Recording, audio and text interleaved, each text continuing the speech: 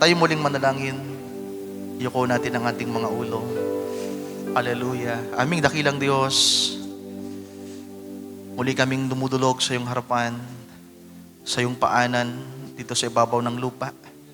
Kagaya ng sinabi ng kasulatan, ang langit ang iyong trono, at ang tungtungan ng iyong mga paa ay ang lupang ito, dakilang Diyos. At kami po ay muling nagpapakumbaba sa iyong harapan, nagpapasalamat sa iyong kabutihan at biyaya at awa, Panginoong Diyos. Salamat sapagkat ito ang dahilan kung bakit kami nakakapagpatuloy. Ngunit nalalaman mo ang lahat sa buhay namin. Wala kaming may tatago sa iyo, Panginoong Diyos. Kung kaya't kung may mga bagay na hindi tama sa aming mga puso, may mga desire na hindi ikaw ang ninanasa, kundi ang mga bagay dito sa lupa, ipatawad mo ito sa amin minsan pa. At muling ituwid, O Diyos, ang aming mga puso at kaisipan sa araw na ito. Pagpalain mo po ang iyong mga salita minsan pa at maging pagpapala ito sa bawat isa sa amin. Sa iyo namin ipinagkakatiwala ang bawat sandaling lilipas at amin itong itinataas at tubos na ipinagkakatiwala sa iyo at hinihiling sa iyo pong dakila at banal na pangalan. It is only in the mighty name of you, our Lord and Savior Jesus Christ. Amen. And amen. Ating palakpakan ang ating Panginoon, mga kapatid. At sa hindi po pag-abala, buksan natin ang ating mga Biblia sa aklat po ng Matthew, chapter 5, verse 17 and 18. Matthew chapter 5, verse 17 and 18. Sabi po sa KJV,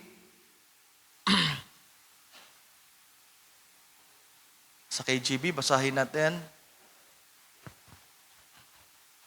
Think not that I am come to destroy the law or the prophets.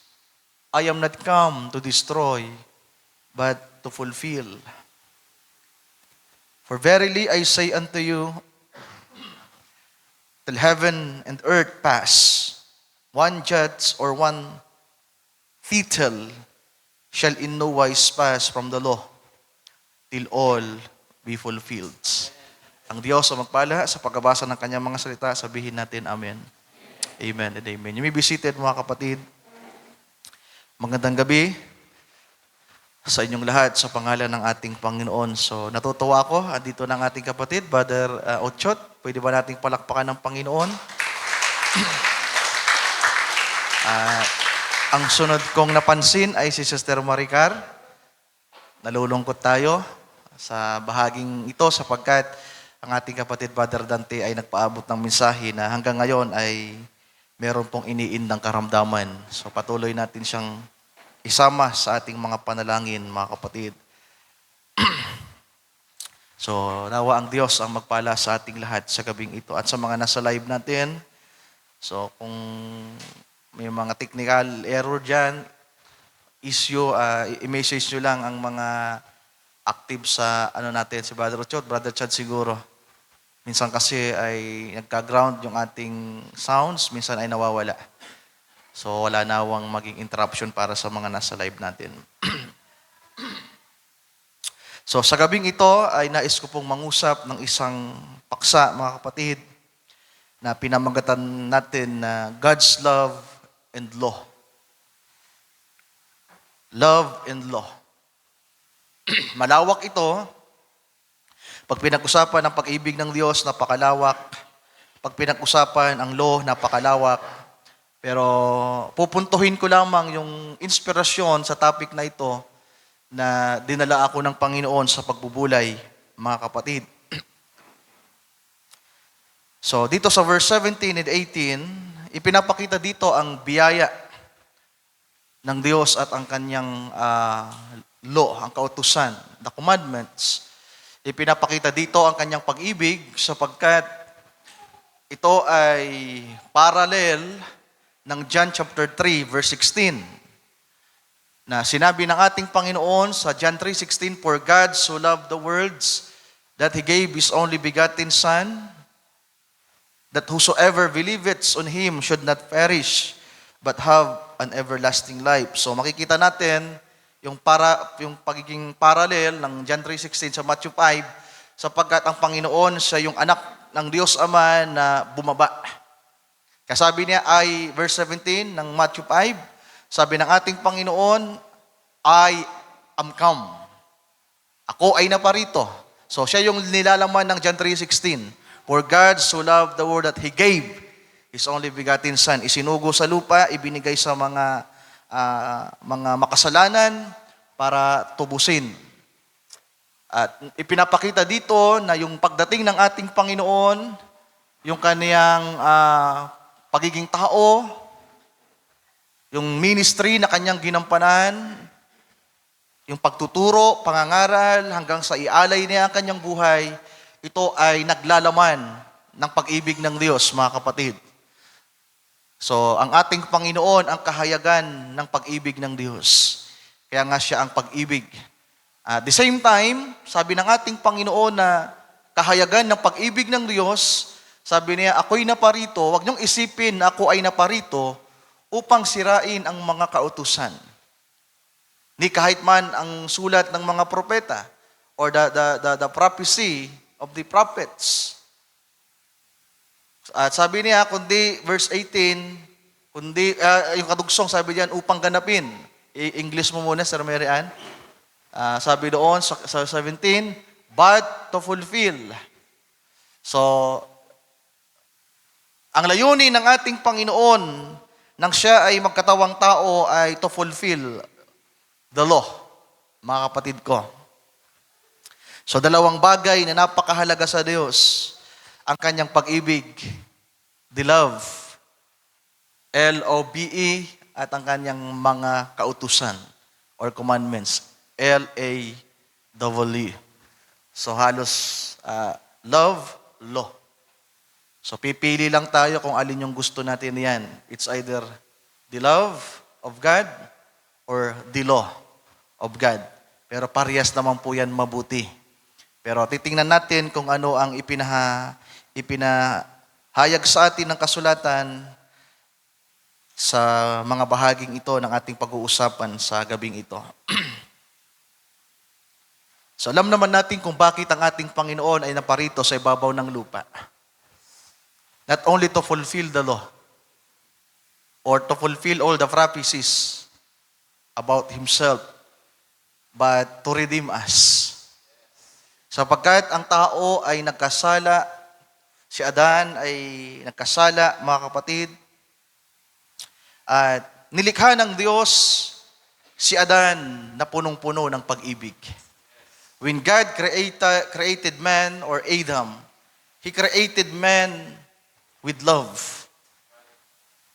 Ng buong-buong puso ng Diyos.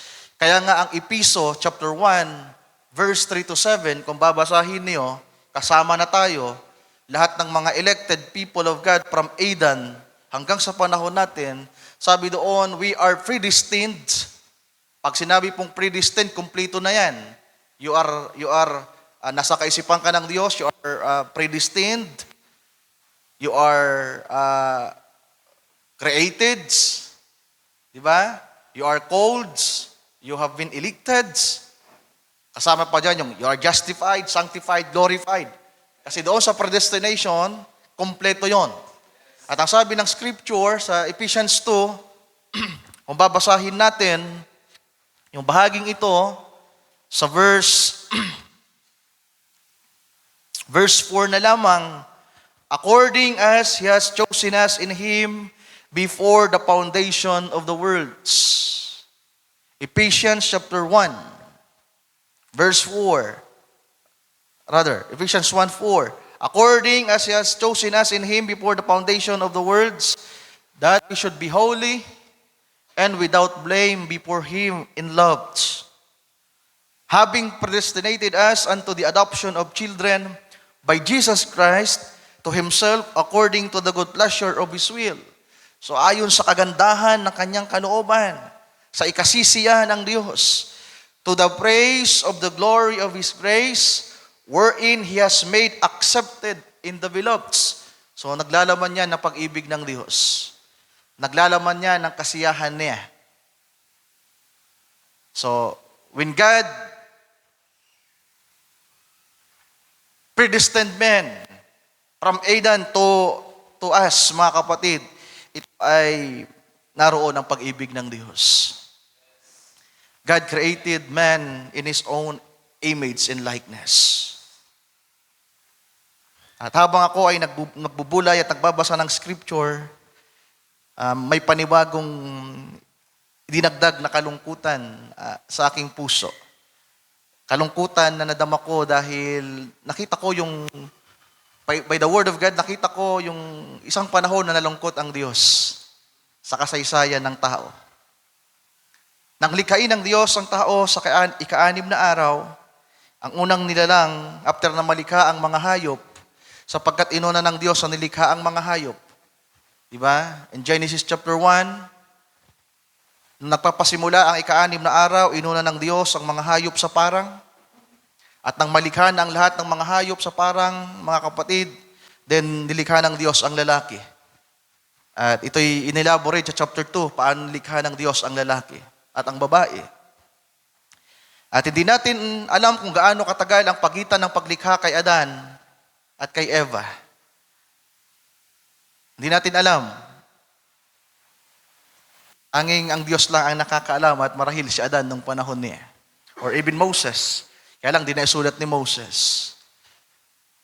Nilikha ng Diyos si Adan at nilalagay sa halaman ng Eden. At ang unang nakakausap ng Diyos lagi ay si Adan. Ipinagkatiwala ng Diyos kay Adan ang lahat ng kanyang nilikha, dagat, kabundukan, puno, hayop, ang lahat. At pinangalanan ni Adan ang lahat ng hayop, mga ibon na lumilipad, mga islang lumalangoy, lahat ng nabubuhay sa ibabaw ng lupa ay pinangalanan ni Adan, mga mahal kong kapatid. At ang Diyos ay nakikipag-fellowship kay Adan bago pa dumating si Eva. Pero isang araw, isang pagkakataon na nakita ng Diyos na malungkot si Adan. Diba?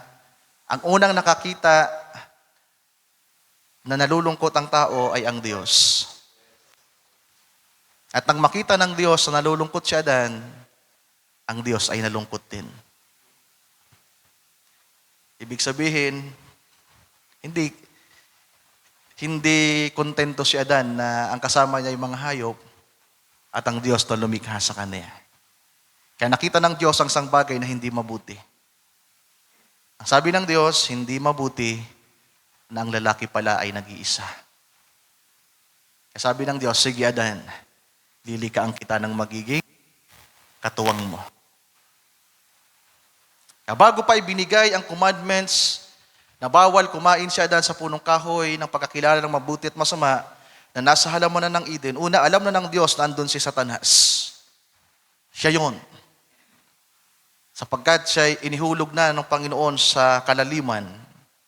At ito'y espiritu na naroon sa creation, kaya ang puno ng pagkakilala ng mabuti at masama ay si Satanas mismo. At ito yung puno na dadaya sa tao. At nakita na rin ng Diyos, mga mahal kong kapatid, na si Adan ay malulungkot at magkakaroon ng desire na magdagdag ng gusto niya sa kanyang sarili.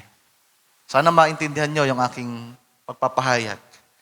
Sa puso ni Adan, nakita na ng Diyos na nagkaroon siya ng desire na kagaya ng mga hayop na merong mga kaparis. Hindi na kontento si Adan na nakita ng Diyos sa kanyang puso na itong si Adan ay darating isang araw maghahanap ito ng magiging kasama niya bukod sa Diyos. Kasi Adan po yung unang nagkaroon ng desire maliban sa Diyos. At ang dinesire niya ay kapwa niya, kagaya niya na magiging kaparihan niya. O kaya mula sa napakadakilang pag-ibig ng Diyos, napakagandang pabor na ibinigay sa tao, na ang Diyos na nag-iisa, the self-existing one, ang makapangyarihan sa lahat, the omnipotent God, the omniscient God, the omnipresent God, then sa kanyang kaisipan, pinalitaw niya ang tao na pinakamapalad sa lahat. Inilagay niya ngayon sa halamanan ng Eden. Si Adan, sa halamanan ng Eden sa panahon na yon ay punong-puno ng pag-ibig ng Diyos. Kauna yung pag-ibig. Pero nang makita ng Diyos na mayroong desire kay Adan na malulungkot siya, ibinigay ngayon ang kautusan. Love first, then the law. So nag-i-introduction pa lang tayo. Ibinigay ngayon ang kautusan at sinabi ng Diyos na una nang ibinigay, bago pa nilalang sa Eva at inilagay sa Eva, ang sabi ng Panginoon sa Genesis chapter 2, Adan, sa lahat ng punong kahoy na nasa halamanan, malaya mong kakainin. Pero sa punong kahoy ng pagkakilala ng mabuti at masama na nasa gitna ng halamanan ng Eden, hindi mo pwedeng kainin. Sapagkat sa oras na kainin mo, walang pagsalang mamamatay ka. Then anong kasunod nun, mga kapatid ko? Nilikha ang babae. At nang malikha ang babae, anong nangyari? Kasalanan. Pero salamat sa Diyos sapagkat ang biyaya niya ay naroon pa rin. Pagkatapos sa magkasala ang tao, anong ginawa ng Diyos? Siya mismo ang nagkatay ng kordero. Bagamat si Adan ay gumawa ng sariling kaparaanan, tumahi siya ng punuan ng dahon ng igos, ipinantakip sa kanilang katawan na nadumihan ng kasalanan. Pero ang Diyos ay merong provided sacrifice, provided lambs, bloods, sa Eden pa lamang, mga kapatid ko. Ibinigay ng Panginoon ang kordero, kinatay, kinuha yung balat, ito yung idinamit sa kanila, yung dugo ay nabubo. At andon ng biyaya ng Diyos. Hanggang sa panahon ni Noah, 10 henerasyon mula kay Adan, sumasagana ang biyaya ng Diyos. Kaya nga bagamat ang kasalanan ay lumaki ng lumaki, sabi sa Genesis 6, at ang tao ay laging nag-iisip na lamang ng masama. Ang imahinasyon ng tao ay lagi na lang masama. So, meaning sa panahon pa ni Noah, napakasama na ng mga tao. Pero sabi ng Bible, but Noah found grace in the eyes of God. Then, itagpatuloy ang mga henerasyon. Dumating itong si Tari, na tatay ni Abraham, na naroon sa Babylonia, sa bayan ng Ur, sa probinsya ng Caldea, na sumasamba sa mga Diyos-Diyosan, gumagawa ng mga ribulto, then tinawag ng Diyos si Abraham ayon sa biyaya. At itong si Abraham ay inutusan ng Panginoon na lumabas sa kanyang bayan, pumunta sa lugar na kanyang pagdadalhan, and to make this short, nakapunta si Abraham sa Kanaan. Genesis 9. At ang Kanaan ay ang Promised Land. Kaya ang unang nakatungtong sa Kanaan na napaka-espesyal na karakter ng Bible na pinakilala ng Biblia ay si Abraham. Nakatungtong siya sa Promised Land. At isang bisyon ang pinakita ng Panginoon kay Abraham.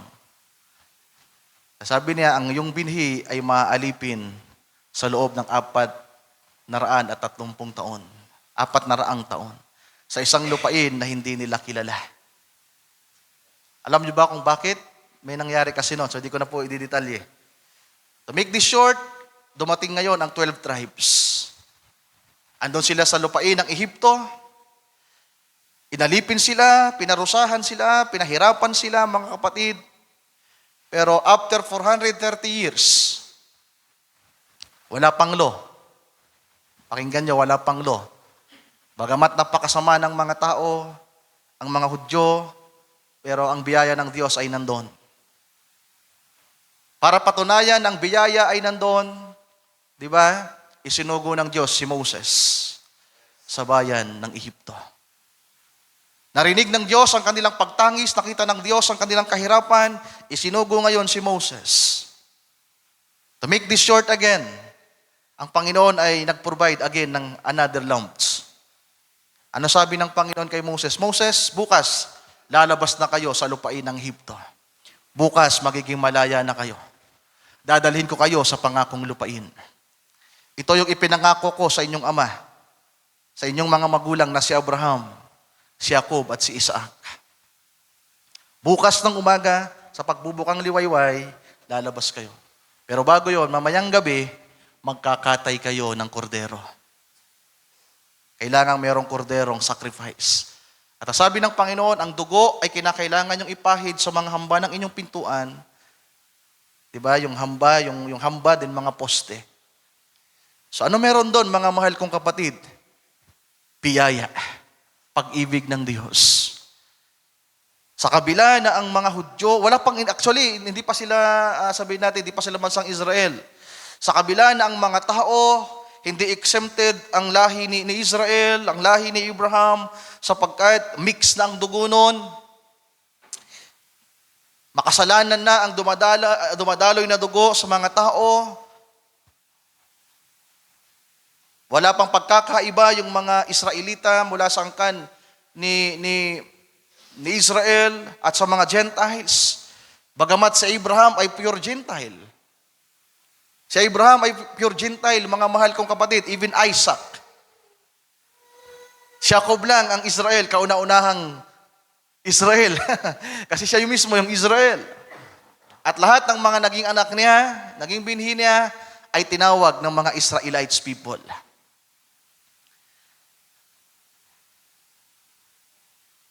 Ang pangako ng Panginoon papuntang promised land ay punong-puno ng biyaya, pag-ibig, habag at awa. Iniligtas sila ng Panginoon, mga mahal kong kapatid. Ang paglabas nila sa lupain ng Ehipto ay napakalaking biyaya ng Diyos dito sa kanila. Do you agree with that? Napakalaki pag-ibig nito na ipinahayag ng Diyos sa kanila. Nagkaroon ng revival ang bayan ng Israel. At nagpasimula silang lumabas, kinaumagahan, naglakbay sila sa dagat na pula. Bagamat naroon ang kanilang pag-aalinlangan, maraming mga gustong tumalikod, maraming nagreklamo along the way, papunta pa lang sa Red Sea, pero ang Diyos ay naging mabiyaya. Sa paulit-ulit nilang pagrereklamo, pagmumurmur, ang Diyos ay naging mabiyaya. Dinaanan nila ang wilderness ng Sin, dinaanan nila ang Rephidim, ang mga Amalekites, dinaanan nila hanggang sa nakarating sila sa Mount Sinai. At ito nakakalungkot, mga mahal kong kapatid. Hindi po nakontento ang bayan ni Israel sa biyaya at pag-ibig ng Diyos.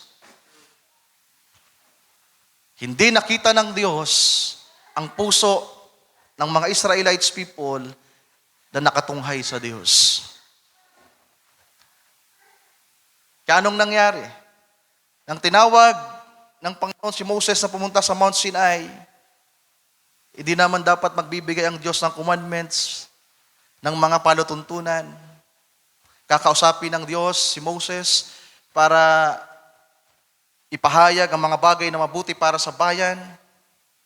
Paano gagabayan, patuloy na gagabayan ng Diyos ang kanyang bayang Israel papuntang promised land. Pero anong nangyari? Habang si Moses ay nasa Mount Sinai, anong ginawa ng mga Israeli people sa baba? They begin to turn away, tumalikod sa Diyos.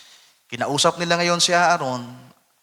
Sabi nila, Aaron, wala na kaming pakialam sa Moses na yon. Hindi nga namin alam kung buhay pa yon. Gusto namin magkaroon ng isang Diyos na kagaya ng mga taong dinaanan natin. At anong ginawa ng mga tao, mga kapatid? Lahat ng kanilang mga ginto't pilak, ibinigay kay Aaron. At gumawa sila ng ribultong baka.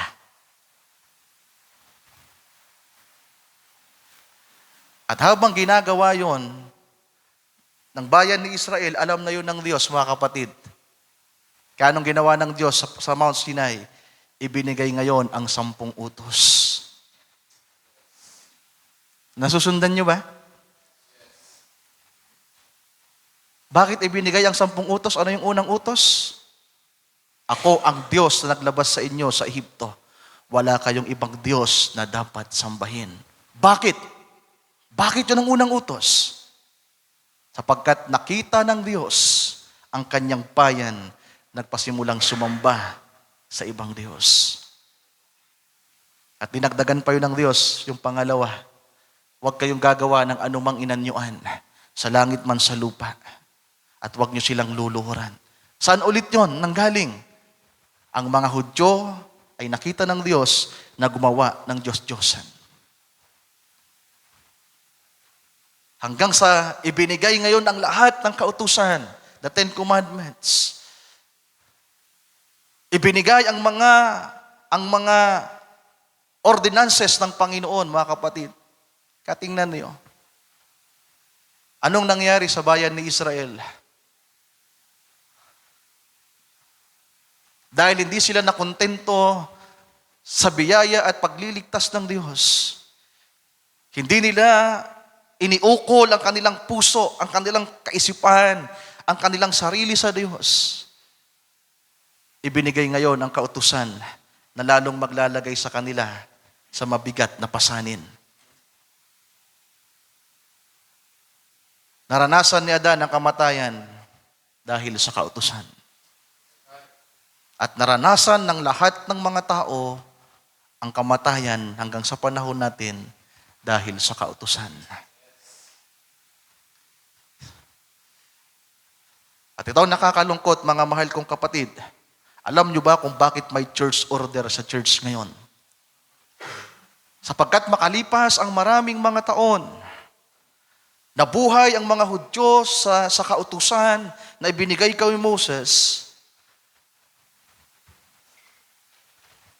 After so many years, muling ipinahayag ng Diyos ngayon ang kanyang pag-ibig at ang kanyang biyaya. Yun na yung binasa natin kanina. Matthew chapter 5, John 3:16.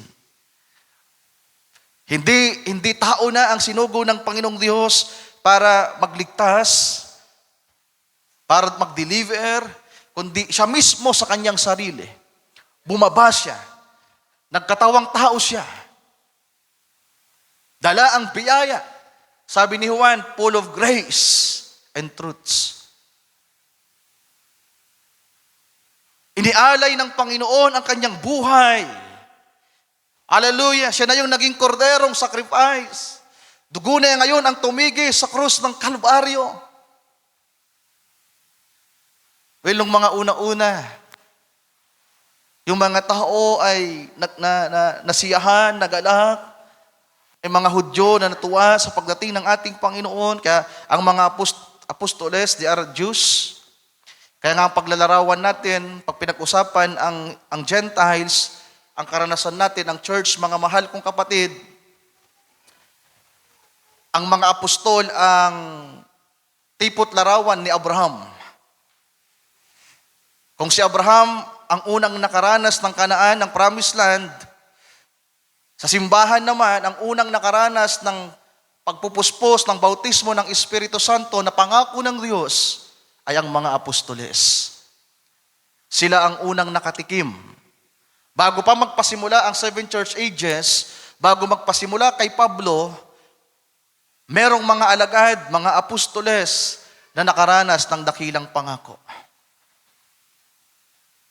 Acts chapter 2, basahin natin.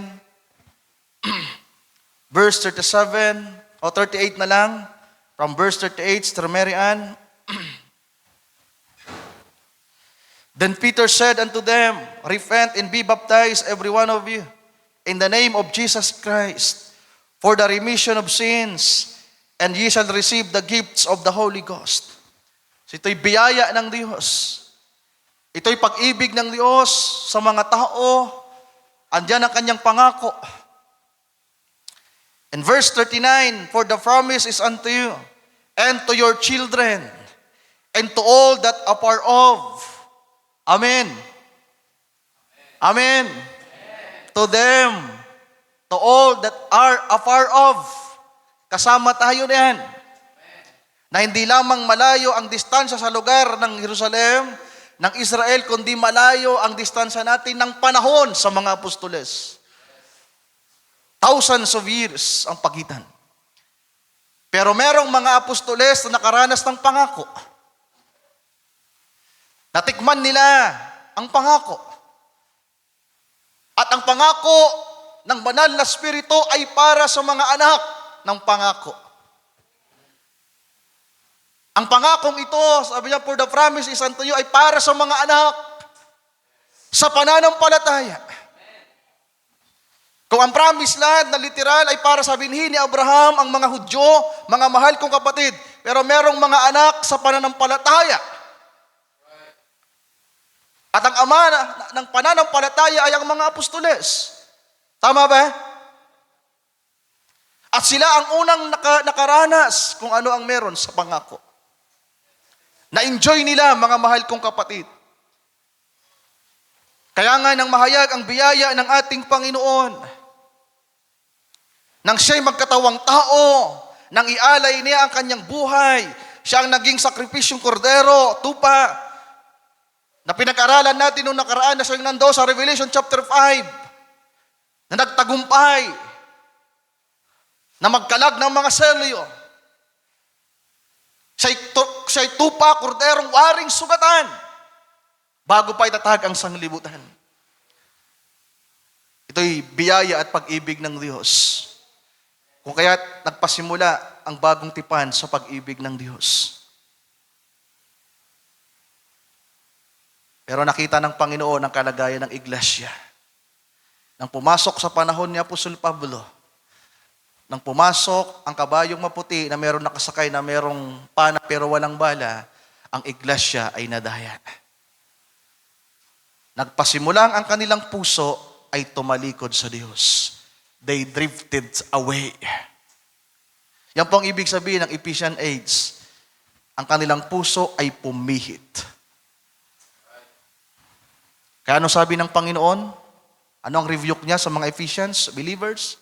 Meron akong laban sa inyo. Iniwan niyo ang inyong unang pag-ibig. Pag-ibig ulit, mga kapatid. Kaya ang unang mensahero ng kapanahunan na si Pablo, nagbigay ngayon ng mga church order. Sa Book of Acts, may mga babaeng nagtatangs, walang problema. May mga babaeng nagprophesy.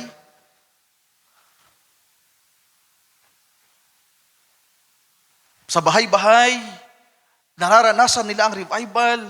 Bago pumasok ang Ephesians 8, bago dumating si Pablo, kakaiba ang pagkilos ng Espiritu ng Diyos. Pero nang pumihit ang puso ng mga mananampalataya, ibinigay ngayon ang mga kautusan sa iglesia. Ano sabi ni Apostol Pablo? Basahin nga natin ang 1 Corinthians.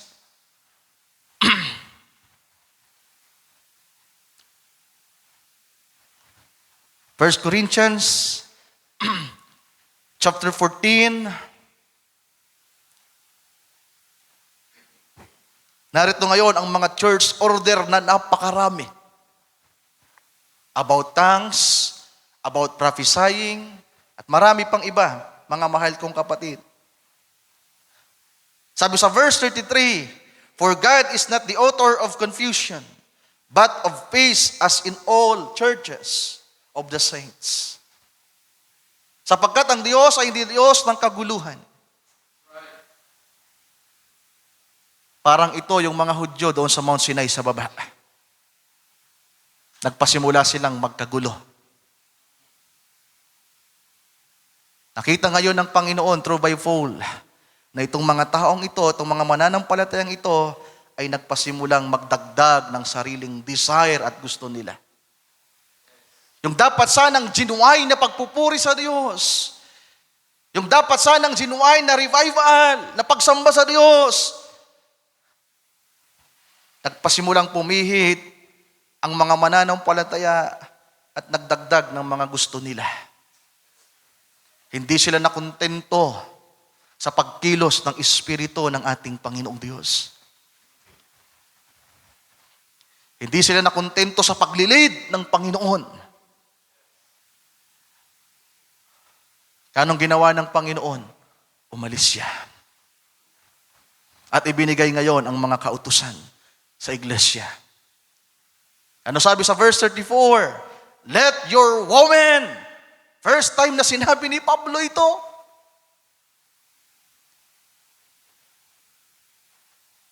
Let your woman keep silence in the churches. Kaya yung iba, nagre-reklamo dito. Wala sana itong mga mahal kong kapatid. Wala sana mga church order. Hindi sana dadami pa ng dadami ang mga church order sa church. Mga inspire na ibinibigay ng Panginoon sa manggagawa o sa mga mensahero sa bawat panahon. Kung ang mga mananampalataya lang sana ang kanilang puso ay umiibig sa Diyos. Ibinigay ang kautusan para lalo nating makita ngayon ang ating kalagayan. Let your women keep silence in the churches, for it is not permitted unto them to speak. Ang bigat nito. Kung sa ating panahon mabigat ito, maraming nagrereklamo dito, maraming sinasawata ito, nilalabanan ito, nami-misinterpret ito, how much more sa panahon na yan? Na siguro bago yan, sinabi ni Pablo ng mga panahong nagdaan, na i-exercise nila Priscilla, nila Aquila, kung may mga babae sa panahon na yon.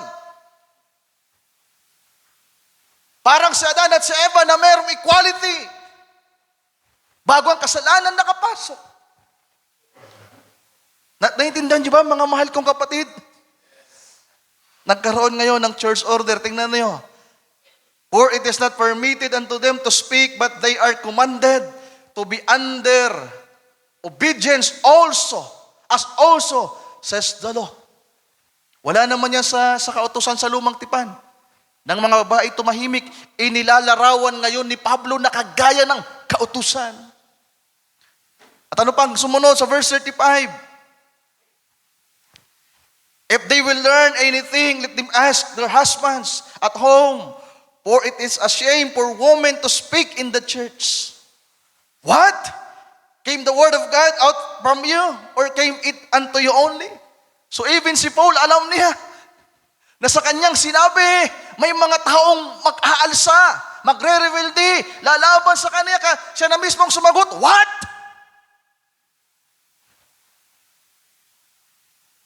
Hindi madali yung sinabi ni Pablo na ang mga babae tumahimik na sa iglesia mula sa araw na yan. What?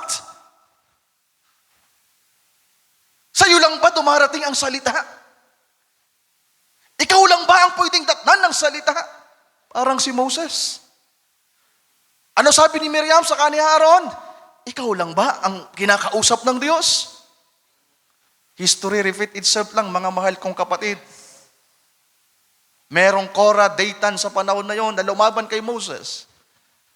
At dito naman sa panahon na ito, alam ni Pablo, merong lalaban sa kanya. At hanggang ngayon, maraming lumalaban sa kanya. Sabi nila, hindi naman kayo ibig sabihin ni Pablo. In verse 37, tingnan niyo ang kanyang pagpapahayag.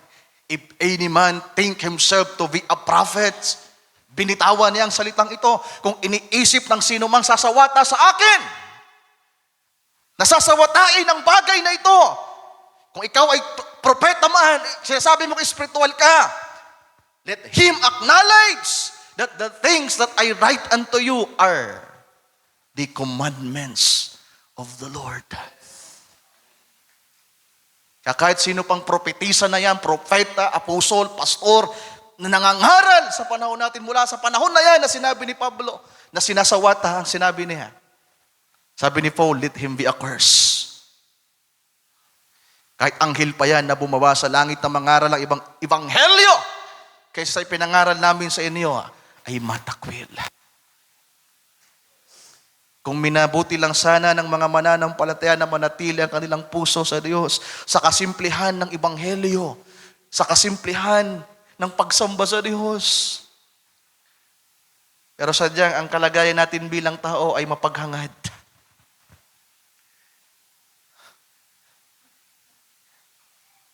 At gaano karami ngayon ang church order, mga mahal kong kapatid. Hanggang sa panahon natin,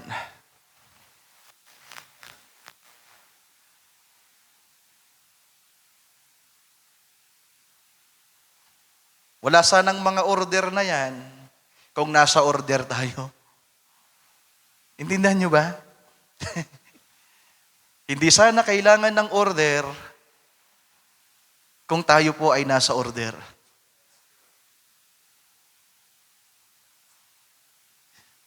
Hindi sana magbibigay ang Panginoon ng kautusan ng mga commandments kung alam ng Diyos na ang puso natin ay nakasentro sa Kanya. Yung desire natin ay nasa Kanya. Kaya nga yung inawit natin kanina, di ba, nag-introduction ako, sana nga. Sapagkat yung linalaman ng awit, this is my desire to honor you, my goodness. Sana nga. Totoo? Totoo? This is the desire of your hearts to honor the Lord. Amen? Honor the Lord. Sabi ng Proverbs, honor the Lord with your substance.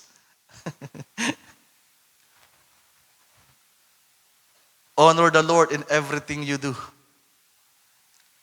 Amen. Sabi ni Pablo, sabi ng Panginoong Diyos sa mga babae, honor your husband as you honor the Lord. Do you honor your husband? Tapos sasabihin nyo, you honor the Lord, pero you cannot honor your husband? How come? You cannot honor the Lord unless you honor your husband. Di ba may umbrella? God, Jesus Christ, man, woman, children. Children, woman, man. Hindi mo pwedeng i-bypass yung man.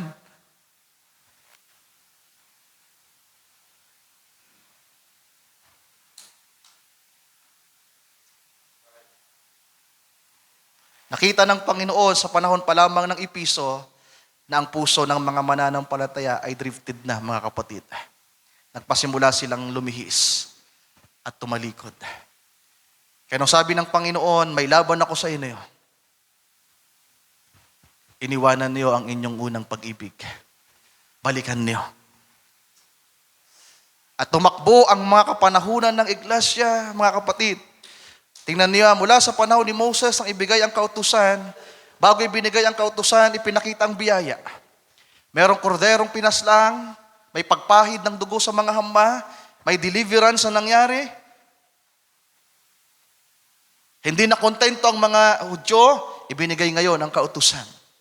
Tumakbo ang mga panahon, 1,000 of years, dumating ang ating Panginoong Jesucristo, the deliverer. Siya ang kordero na pinaslang, sa kanya ang dugo, siya ang pag-ibig at biyaya ng Diyos na nahayag sa sangkatauhan.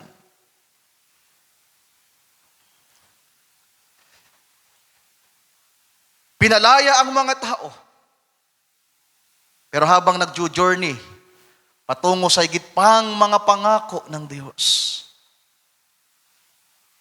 nagpasimulang mag-murmur, mag-desire ang mga mananampalataya ng iba. So, alam natin na ang mga believers from full, mga kapatid, we are marching on. Amen? Tumatakbo po ang mga panahon. The journey of the bride of Christ. From full. Kagaya nung nabanggit ko nung nakaraan, para itong tumatakbo tayo na sila yung unang tumakbo.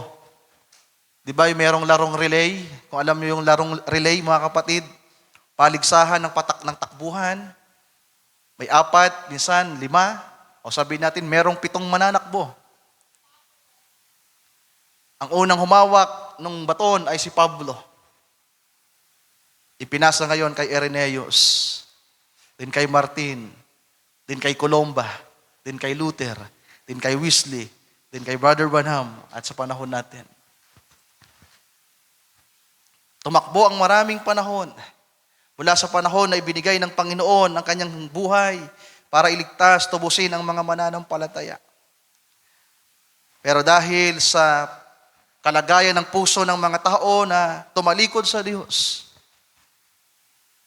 halos nawala ang mga totoong Kristiyano. Smyrna, Pergamo, Thyatira, Sardis. Pagdating sa Sardis, si Luther na Trinitarian, si Luther na manginginom ng alak, salamat sa Panginoon, nagpasimulang tawagin ng Diyos. Dumating si Wesley, dumating ang ating propeta sa ating panahon, mga kapatid. Anong kailangan natin ngayon? Muling masaganang biyaya ng Diyos. Muling pagbaba niya. Kaya kung babasahin natin ang Episo sa pagpapatuloy na binasa natin kanina, ang bahaging ito ay pinahayag ni Pablo. Nakita niya ito, mga kapatid. Basahin natin. Ephesians chapter 2, verse 4.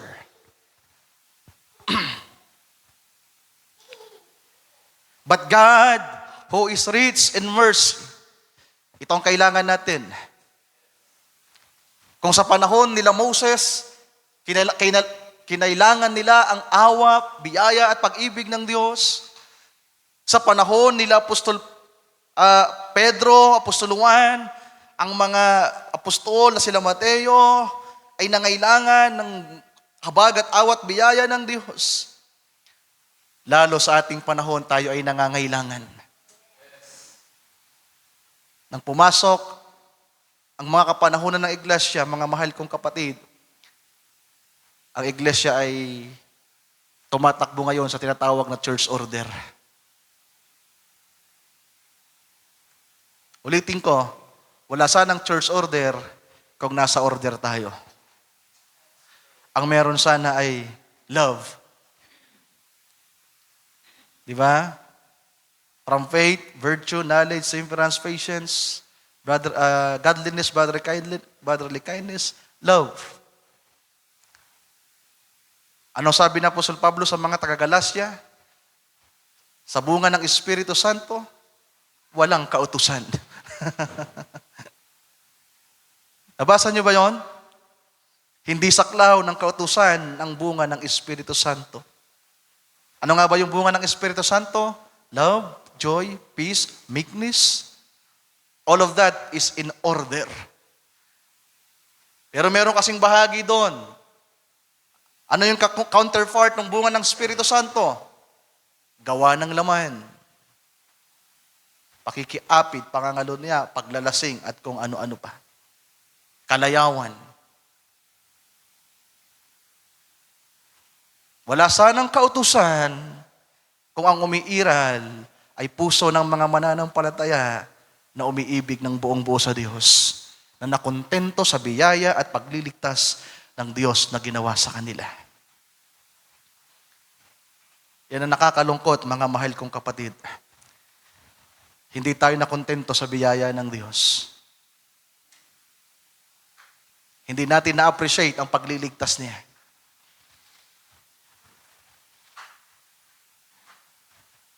Gumigising ba kayo sa bawat umaga? Inihakbang niyo ang inyong mga paa sa bawat paglakad na mayroong pagkilala at pagpapasalamat sa Diyos na kayo ay kanyang kinahabagan? Di ba? Paminsan-minsan. Minsan ako nagbubulay. Kanina lang pagbukas ko ng pintuan,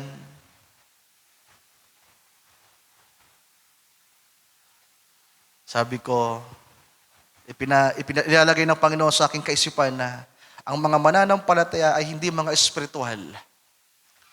Marami sa mga mananampalataya ay hindi espiritual sapagkat ang kanilang kaisipan, ang kanilang puso ay nakasentro sa mga bagay na temporal. Abala sa trabaho, abala sa mga bagay na panglupa lamang. Kaya merong church order, mag-attend kayo ng araw ng linggo.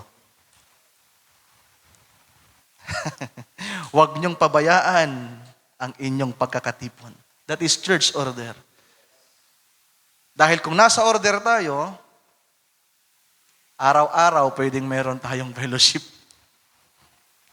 Sa bahay ni Brother Billy, may fellowship tayo. Sa bahay ni Brother Chad, may fellowship tayo. Everywhere, in every houses, pwedeng merong pagtitipon at fellowship.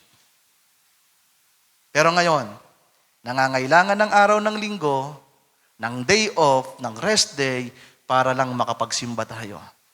That is church order, pero nakakalungkot, mabigat para sa marami ang order na ito. Nakakaintindihan mo ba tayo, mga mahal kong kapatid? Kaya nais ng Diyos na ibalik ang kanyang iglesia sa pag-ibig. Na hindi pinapairal ng mga kautusan lamang. Nagsimula ito sa pag-ibig, we are predestined sa harapan niya sa pag-ibig at nais ng Diyos na ibalik ito sa pag-ibig. Na umiiral ang mga mananampalataya hindi dahil sa kautusan, hindi dahil may mga panuntunan na dapat sundin, kundi dahil ang kanilang puso ay tumitibok, nagnanasa ng buong buo sa Diyos. Anong ipagpatuloy natin? But God, who is rich in mercy, for His great love, wherewith He loved us, even when we were dead in sins, has quickened us together with Christ. With Christ. By grace ye are saved. Verse 6.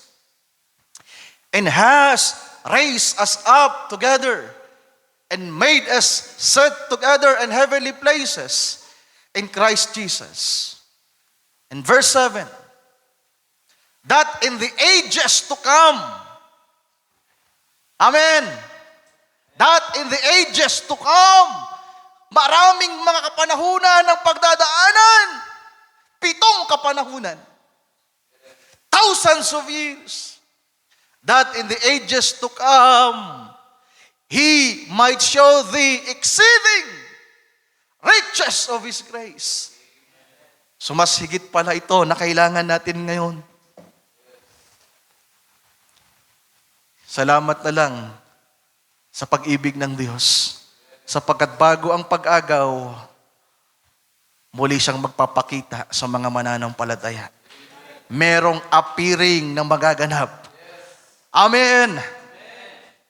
Kaya nga, akyat tayo sa langit, na ang pinupuri natin, ang inaawit natin, sabi sa Sikaraya, kapag inilapat ang plumb line, sabi doon, biyaya, biyaya. Sabi ng isang mga ngaralan na pakinggan ko, double grace. Ang meron sa ating panahon, dobling biyaya. Pero hindi ako maka-agree sa kanya. Natuwa ako sa preaching niya kasi ang ganda ng silip niya sa Book of Sikaraya. Pinangaral ng anak ni Pastor Ray. Ang title niya, Double Grace. Habang tuwang-tuwa ako at na-bless ako sa kanyang paksa, biglang nagpahayag ang Panginoon. Bigla akong hindi nakontento. Kasi ang sabi ko sa sarili ko, hindi lamang double grace, triple grace, purple grace. Ang ibibigay ng Diyos sa atin, biyayang walang hanggan. Biyayang walang sukat, biyayang hindi pwedeng bilangin. That is the manifold grace of God toward us. Salamat na lang sa biyaya ng Diyos. Salamat na lang sa kanyang pag-ibig. Sapagkat bago maganap ang pag-agaw, ang kanyang iglesia ay hindi mabubuhay sa mga panuntunan lamang, kundi sa pag-ibig. Nagsimula ito sa pag-ibig, nang nalangin tayo, nang ilagay tayo sa kanyang kaisipan, pagtatapos ito sa kanyang pag-ibig. That is the God's love and God's law. Sana po naintindihan natin sa gabing ito, mga mahal kong kapatid. Bakit ibinigay ang kautusan? Dahil sa maling kalagayan ng ating puso. Kailan ito nagsimula? Sa panahon pa lang ni Adan. Ano ang nakita ng Diyos sa puso ni Adan? Naghahanap ng iba. ng iba. Ng iba. Hindi na kontento sa Diyos na lumikha sa kanya. Pero dahil mabiyaya ang Diyos, sige Adan, bibigyan kita ng iba. Mabuti ba ang Diyos, mga kapatid? At ang ibigay ng Diyos sa Eva, nahulog ang tao sa kasalanan. Pero ang Diyos nagkatay ng kordero. Amen. Biyaya ulit. Lumipas ang mga henerasyon mula sa panahon ni Noah, and Noah found grace in the sight of God. Bumilang ulit ang mga henerasyon, and Abraham found grace in the eyes of the Lord. Lumipas ulit ang mga henerasyon, 430 years. At ang bayan ni Israel ay nakasumpong ng biyaya sa Diyos. Lumipas ang mga maraming taon na nabuhay sa kautusan ng mga Hudyo. Dumating si Kristo, muling biyaya. Nag-drifted away na naman ang puso ng mga mananampalataya, naging matigas ang ulo, ang puso. 7 church ages, 1,000 of years. Pero salamat, muling mahayag ang kanyang biyaya, ang kanyang pag-ibig na higit kaysa sa una. Higit kaysa sa una. Pwede ba nating palakpakan ang ating Panginoon, mga kapatid? Hallelujah. Salamat sa napakadakilang biyaya ng ating Diyos. Ito pa, dagdag ko. Kapag naranasan na natin ang biyaya, ang kalubusan ng biyaya, anong mangyayari sa atin? Rapture. Rapture. 7 taon nakasama natin ang Panginoon sa langit. At sa lupa, biyaya para sa mga Hudyo. Babalik ang biyaya sa mga Hudyo. Biyaya! Biyaya! Pero anong mangyayari pagkatapos ang biyaya? May papasok ng mga tao sa millennium. Muling ipapairal ng Diyos ang kautusan sa mga taong nabubuhay doon. Kano meron sa 1,000 years? Rod of iron. Kamay na bakal ni Kristo kasama ang nobya. Muling iiral ang kautusan. Kamay na bakal. Pero pagkatapos ng 1,000 years,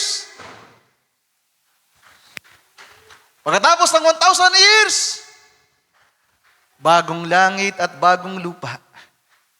At sa bagong langit at sa bagong lupa, wala nang kadiliman. Pawang liwanag na lamang sapagkat ang sabi ng kasulatan, si Kristo, ang ating Diyos, ang magiging liwanag natin magpakailan-kailanman.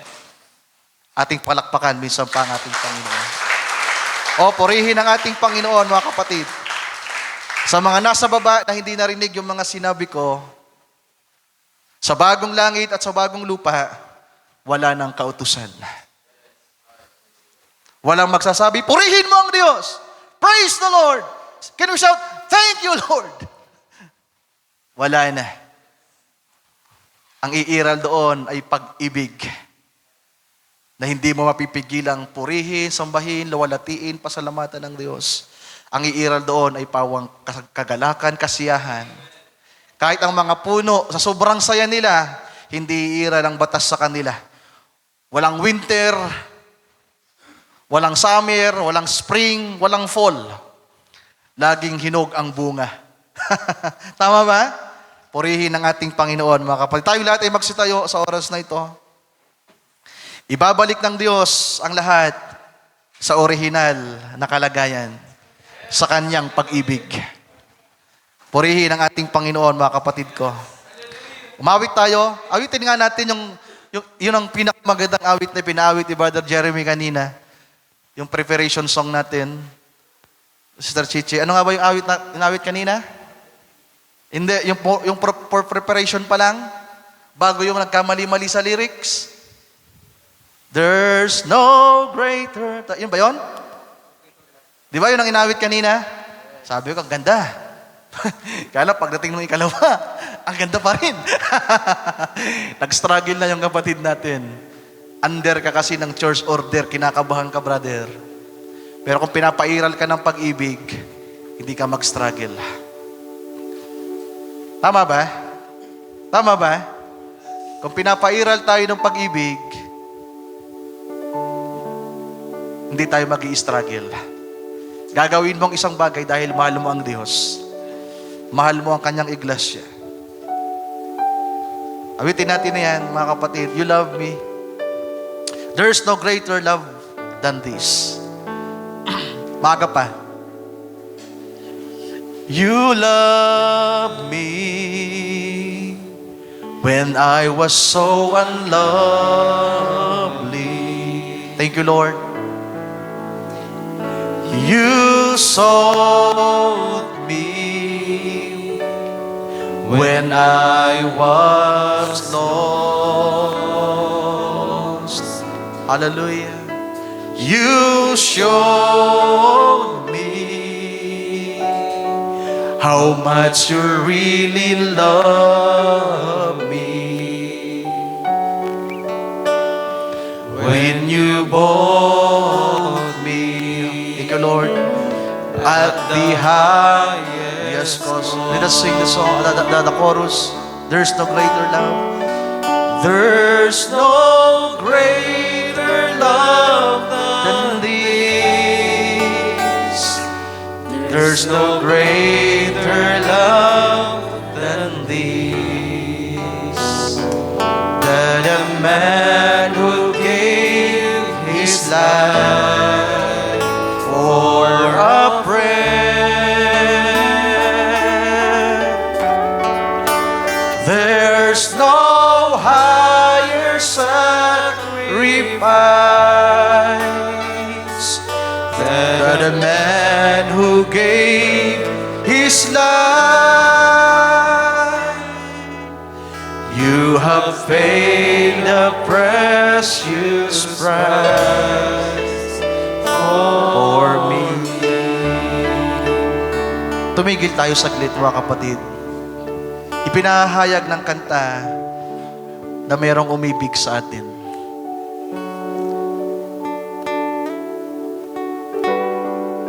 Ang biyayang ito ay dinala sa atin ng Panginoong Diyos 2,000 years ago. Sa krus ng Kalbaryo.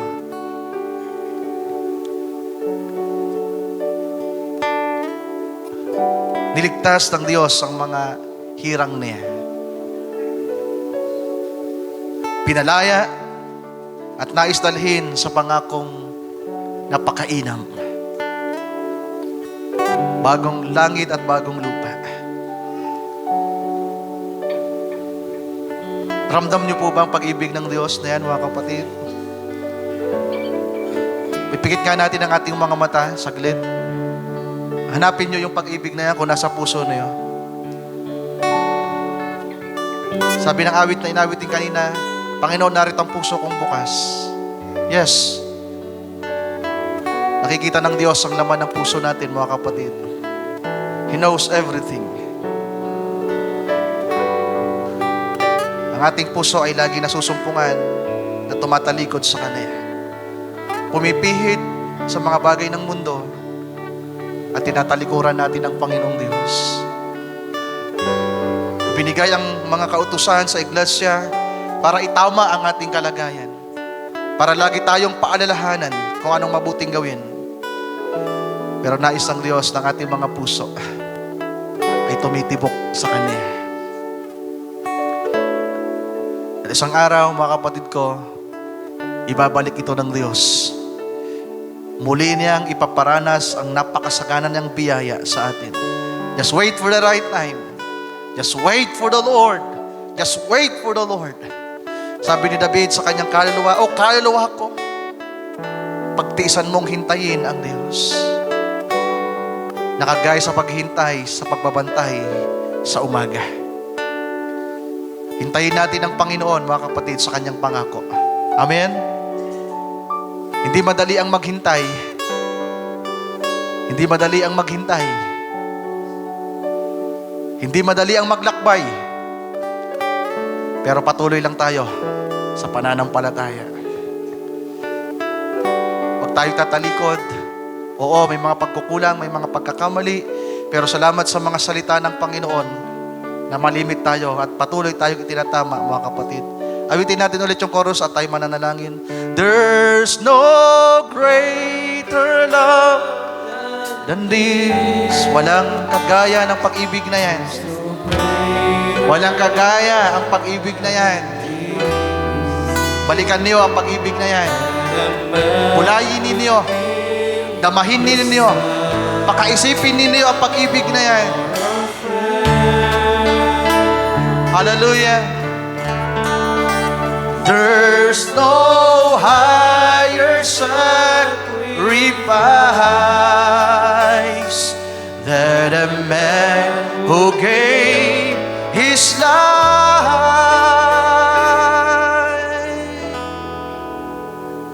You have paid the precious price for me.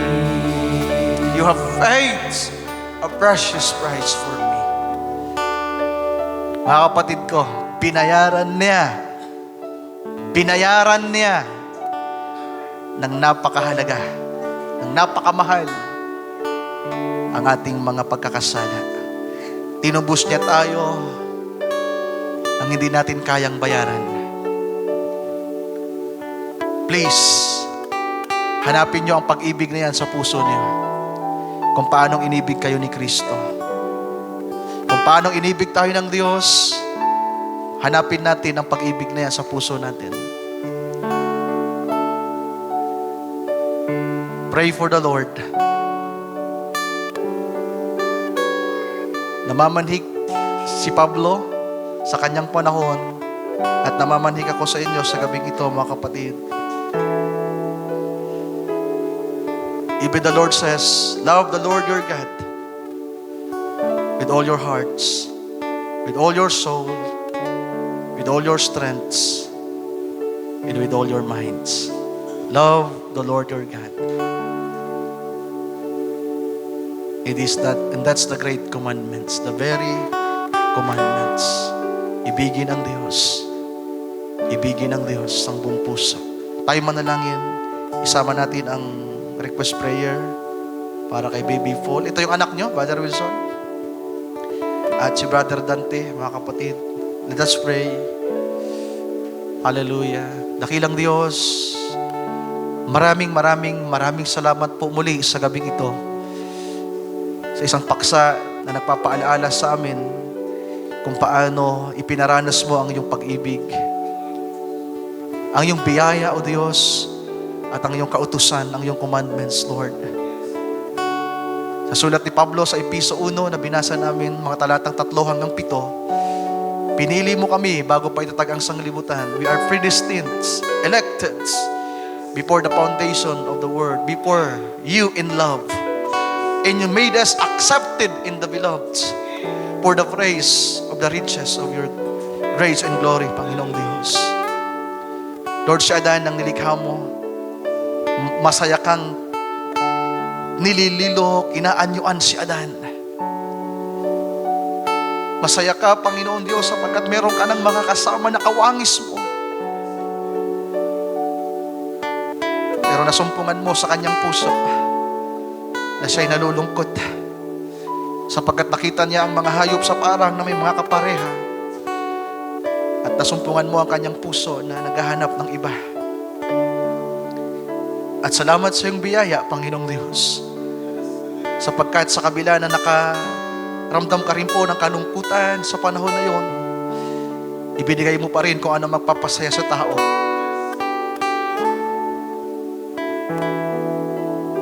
At ang si Eva ay naroon na, Panginoong Diyos. Tumakbo ang mga araw, ang mga panahon, sila ay nahulog sa pagkakasala. At muli mong ipinaranas ang iyong biyaya. Meron ng korderong pinaslang sa panahon na yon. Meron ng dugo na nabubo. Ang biyaya mo ay tumakbo ng maraming henerasyon hanggang sa panahon ni Noah, na kahit ang puso ng mga tao, ang imahinasyon ng mga tao ay pawang masama na lamang parati. Pero nakasumpong pa rin ang taong si Noah ng biyaya. Even Abraham, Lord, ang bayan ni Israel, at kami sa aming panahon, na marahil higit na masama ang kalagayan ng aming puso, ng aming mga imahinasyon, sapagkat napakarami ng mga lalang ng kaaway na nakapaligid sa amin.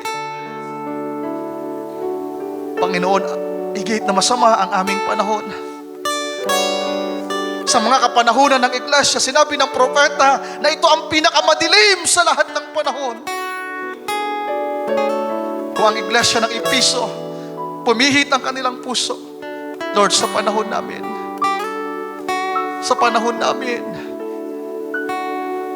ang aming mga puso, Lord, alam mo ang kalagayan ng aming mga puso. Patawad mo sa amin, Lord, ang maling kalagayan ng aming puso,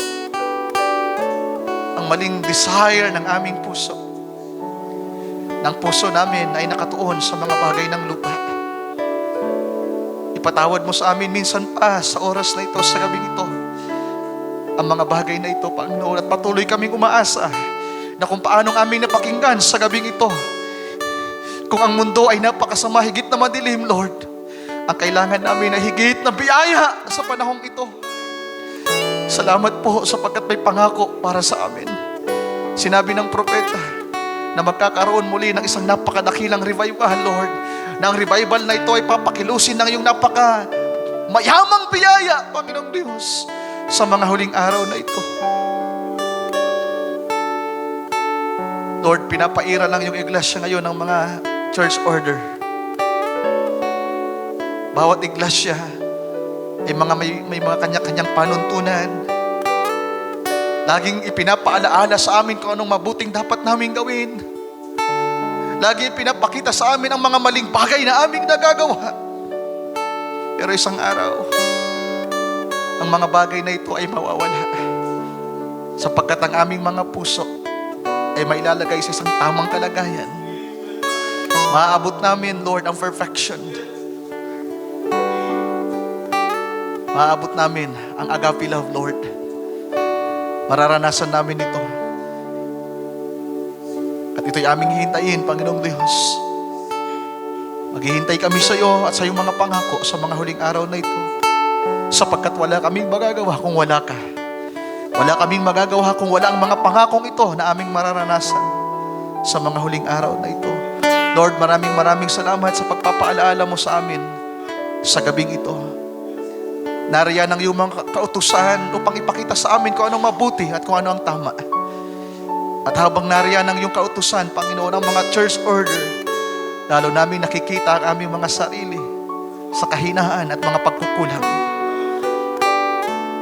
Masumpungan mo nawa ang aming mga puso na patuloy na dumadalangin at humihibik sa muling pagpapasagana mo na iyong biyaya sa aming panahon. Nakagaya ng sinabi ni Apostol Pablo sa Episo Kabanatang 2, Panginoong Diyos, ikaw ang Diyos na mayaman sa awa, na sa darating ng mga kapanahunan, higit ito na magiging maluwang, malapad at malaki, Panginoong Diyos, sapagkat ito ang kailangan ng iyong iglesia, Panginoong Diyos. Sa panahon namin, nariyan ang mga pagkakampi-kampi, Panginoon, ang naitataas ay ang tao. Ang desire ay tao, ang pangangailangan ng mga tao. Lord, kailangan namin ang iyong higit na pagkilos sa mga huling araw na ito. Tulungan mo po, O Diyos, ang bawat isa sa amin. Forgive us, Lord, sa lahat, Panginoon, na hindi marapat sa iyong harapan. Ipatawad mo ang kalagayan ng aming puso, Panginoong Diyos, sa oras na ito. Panginoon, narito ang aming mga pusong bukas. Tulungan mo kaming maitama ito, Panginoon. Salamat po sa iyong mga salita sa gabing ito. Purihin ka, O Diyos. Aming kang patuloy na tinataas sa aming kalagitnaan. Lord, sa oras din pong ito, Panginoon, aming itinataas ang aming mga kapatid na may pangangailangan. Ang aming kapatid, Brother Wilson, ay nagpaabot ng request prayer para sa kanilang anak, si Baby Paul. Lord, may ubo. Panginoong Diyos, pagalingin mo po ang batang ito, Panginoong Diyos. Extend mo ang iyong mabiyayang kamay sa batang ito. At kahit man po sa aming kapatid, Brother Wilson, kausap ko siya kanina, nahihirapan po siyang makatulog paggabi dahil inuubo dahil sa asma, hindi makahinga ng maayos. Lord, pagalingin mo po ang aming kapatid, Brother Wilson, Panginoong Diyos.